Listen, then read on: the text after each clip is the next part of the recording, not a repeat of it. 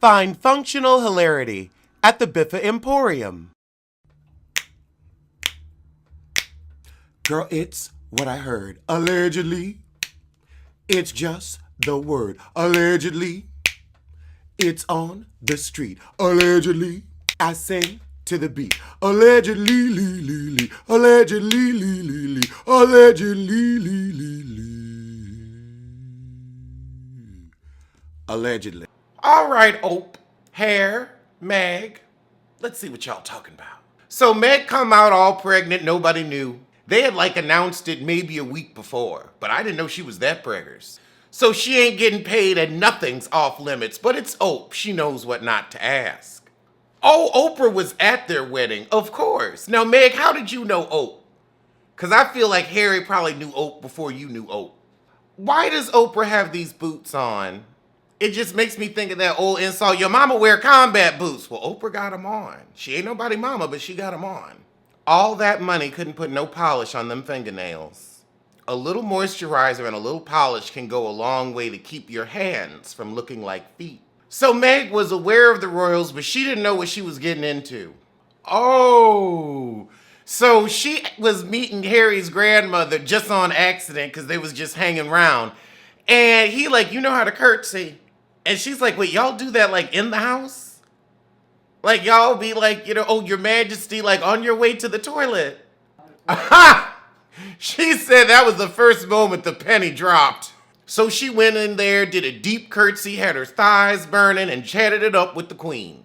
So she thought they were more like celebrities rather than royals who believe their own bull. She's like, I've dealt with celebrities who believe their own bull. I ain't dealt with nobody with a whole country who believed it too.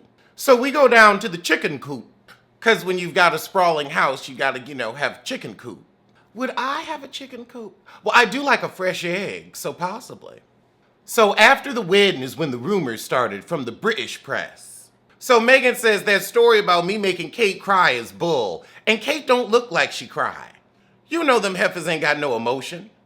You could tell by her limp hair. Never trust a heifer with limp hair.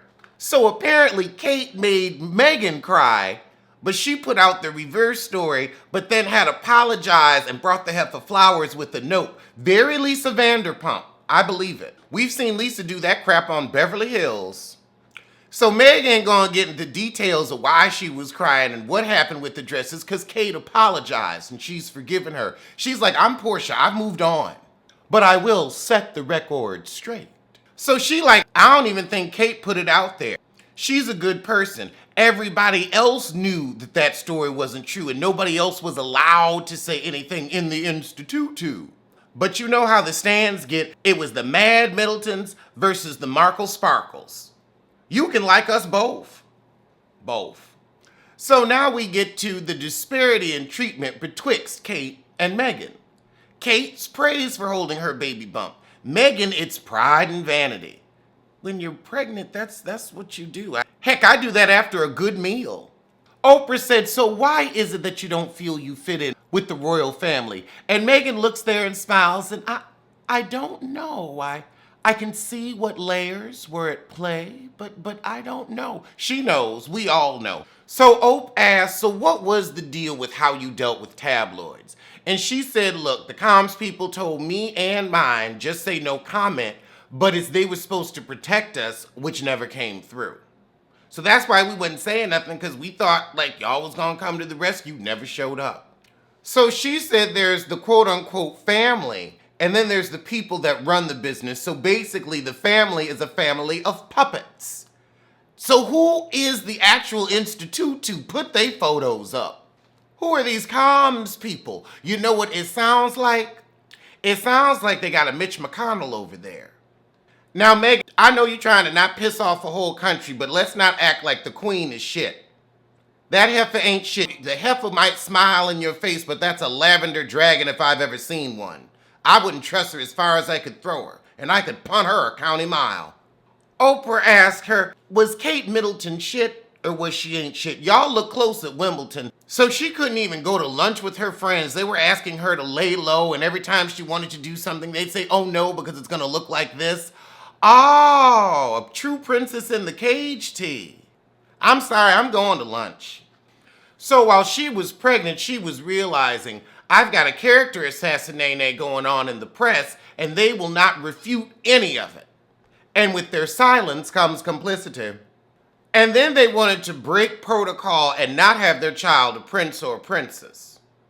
And they were concerned, oh my God, your kid's gonna show up black! We're gonna have a black person in the royal photos, what are we gonna do? That's what they were saying. They won't say who said it, but the truth is they were all echoing the same racist sentiment. So now we see why they left. They weren't willing to protect the son. So they're like, look, if we gotta hire our own security, fuck y'all.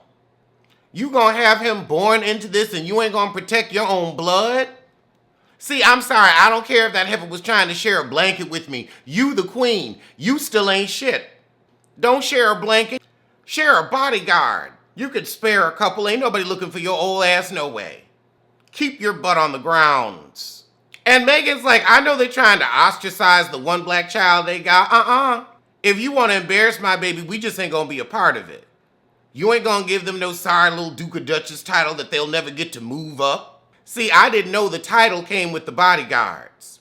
So the prince title wasn't even their decision to make. But of course they put out that story saying, oh, they chose for him not to be a prince. So they just out here gaslighting. Oprah said, so you think it's because he was black? That he wouldn't be a prince? Is that it? Come on, girl, it's just you and me. She said, well, yeah, they was talking about how dark his skin was going to be when he was born, so we knew what it was. Oprah said, you're not going to tell me who had the conversation? Megan said, I ain't trying to mess up their flow. No, mess it up, girl. Let us know. Megan said, you know, I travel through the country. Half y'all black or something else. I'm a real representation of what's going on here. But y'all don't want my kid to be a prince. Okay. You're losing out on all the black tourism dollars because we would have gone to see him. So she was feeling suicidal because of all these horrible things being said about her. Went to the institution, which I said like a Mitch McConnell, and they said, oh no, you can't go get mental help because that ain't gonna look good. Wow, she didn't even have her driver's license, her passport, or her keys. That is like being imprisoned. I can never find my damn keys. Okay, so now we gonna bring Harry out. So they got their boy and their girl and they happy. They ain't gonna have no more kids. So they went to Canada, a Commonwealth, and they were like, we gonna work over here where, you know, you ain't up our butt so much. But then they wouldn't provide security.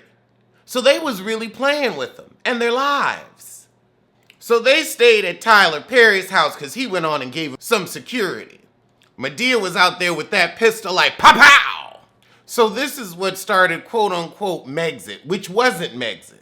But they said, look, well, if you ain't gonna give us security, we gonna have to get some real jobs. So they really did want to work with the royal family, they just didn't need their lives controlled. But of course, the Institute said, oh, they quit. And Harry was like, I ain't gonna have history repeat itself. I done been through one Diana, I ain't doing it again.